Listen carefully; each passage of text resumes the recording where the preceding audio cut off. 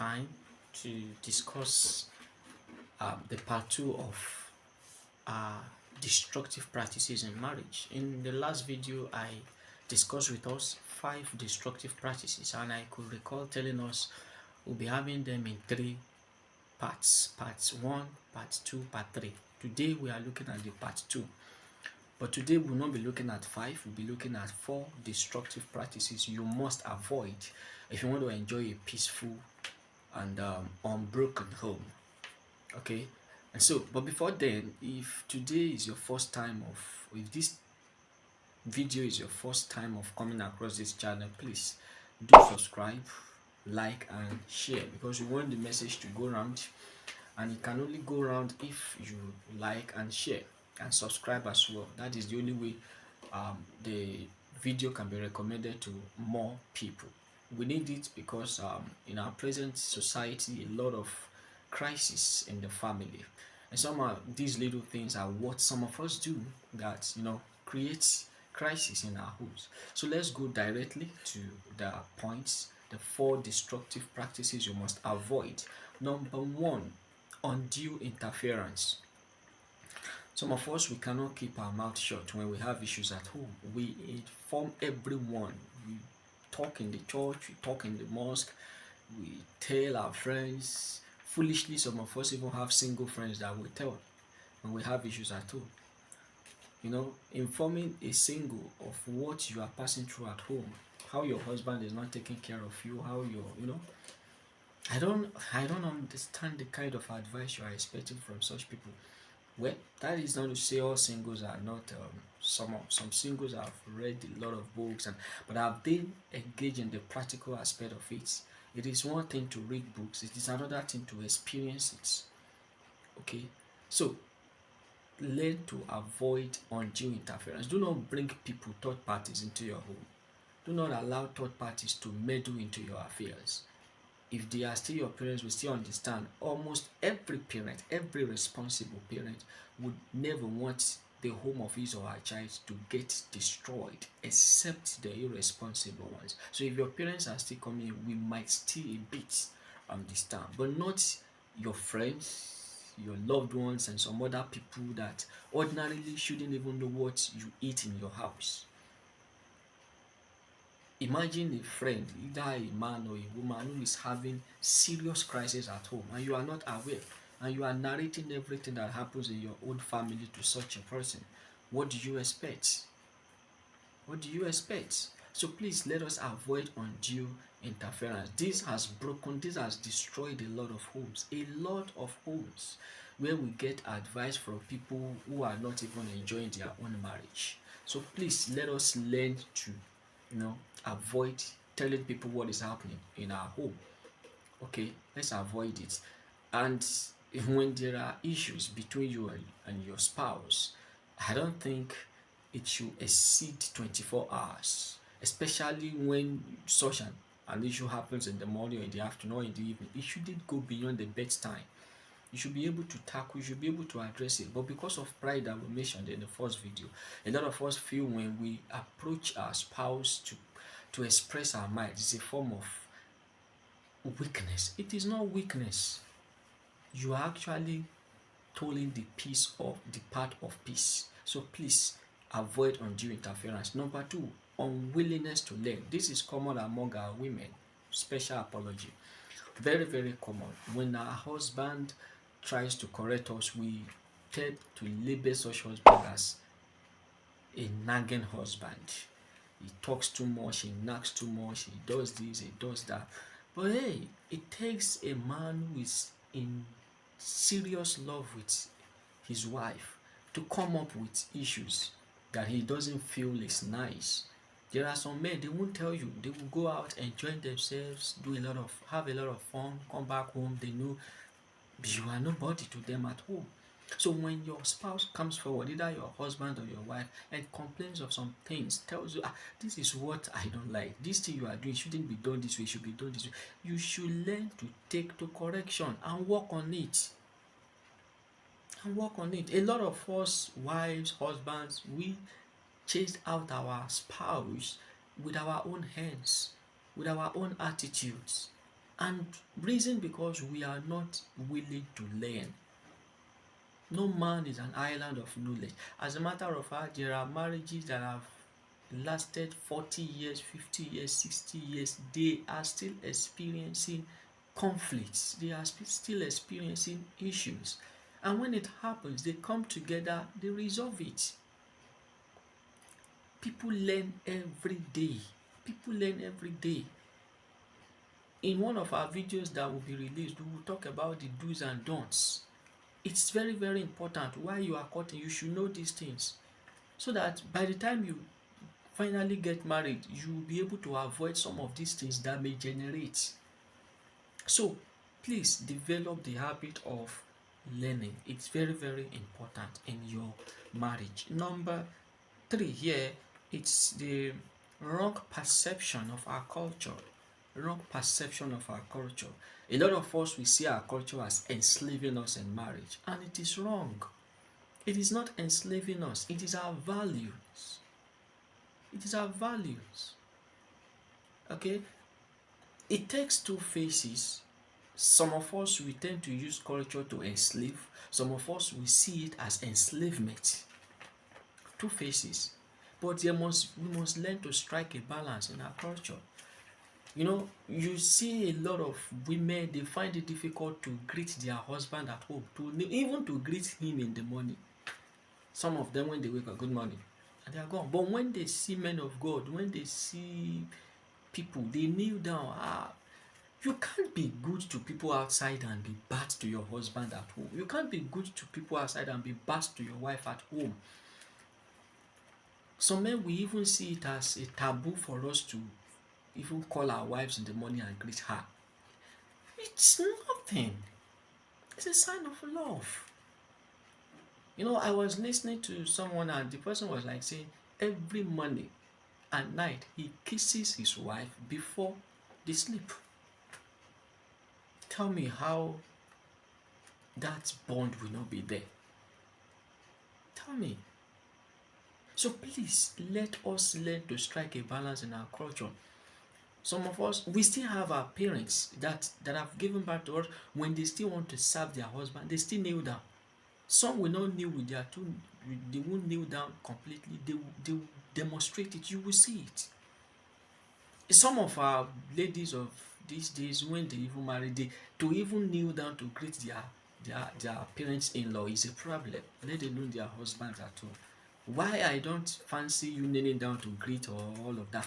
But when it is necessary, you have to do it. When you are marrying, you know you are marrying based on culture. You are not marrying based on what you see on social media. You are not marrying based on what you see with your friends. And you go with what your husband likes or what your wife likes. So let us like to strike a balance. Some of us, we see it as, my parents-in-law are my mother-in-laws and my father-in-laws. It is wrong. Listen, once you marry into any family, you automatically become a child of that family, because the child you give birth to is a child of both the wife and the husband's family. As I am talking to you now, I belong to my mother's family, I belong to my father's family, whether you like it or not. The blood cannot be erased. So once you marry, see your wife's parents as your own parents, see your own parents as your own parents as well. Okay, I do tell people, once you are married, you have 4 parents, 2 fathers, 2 mothers. That is just it. But some of us, when we marry, we tend to treat some as, it's my mother-in-law, it's my father-in-law, so I have to. No, when you do this, you can't be free with them. And when you are not free with your parents-in-law, that is the number 1 crisis. Because when issues happen, the way they will talk sense into their own daughters or son, if you don't have freedom, if you don't have this free relationship with them, it might not be possible. So have it. You know, it is always a craving for me that when I married, my wife's parents must also be my parents. Some of us, there is where we are having crisis. When we want to send something to You often hear lots of males. I may be wrong, but I think something is not too okay there. A lot of men will want to send something to their parents, their mother, their father, their siblings. They will hide it from their wives. Their wives will not be aware of it. The next thing, and when she's aware, she will think my families are beggars. Hey, it's because you make her understand that she's not part of your family. That is just it. Some women wants to send things to their parents, they will hide it from their husband. Hey, if my husband gets to find out, he won't be happy. It's because you made your husband to realize that he's not a member of your own family. If my wife knows that she's a family, she's a daughter to my mother, and my mother asks for something from her, why shouldn't my mother be bold enough to ask something from my wife? She's a daughter.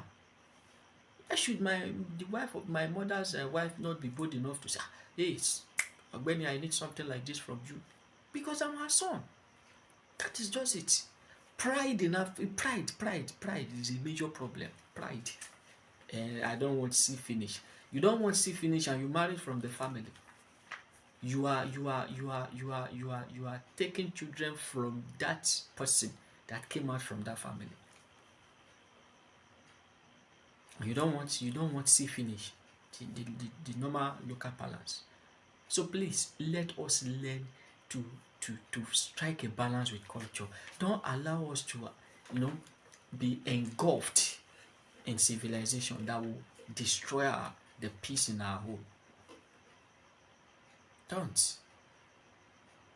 Let's learn to strike a balance. When your husband loves, we have some men who are ardent lover of culture, then you have to respect it. We have some women like that. You have to respect it. You have to respect it.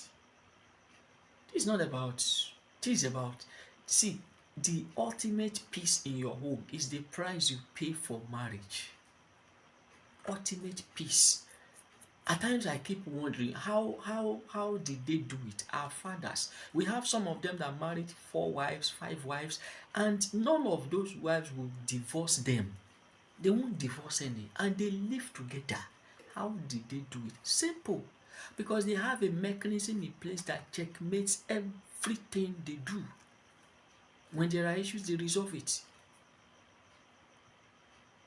There is love. Today, I'm sorry, what you now have is pride, ego.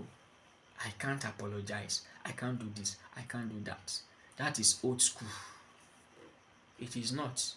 When they want to pay your bride price, they bring in culture. After paying your bride price, culture is gone. Who are we deceiving, for God's sake? Who are we deceiving? It is well.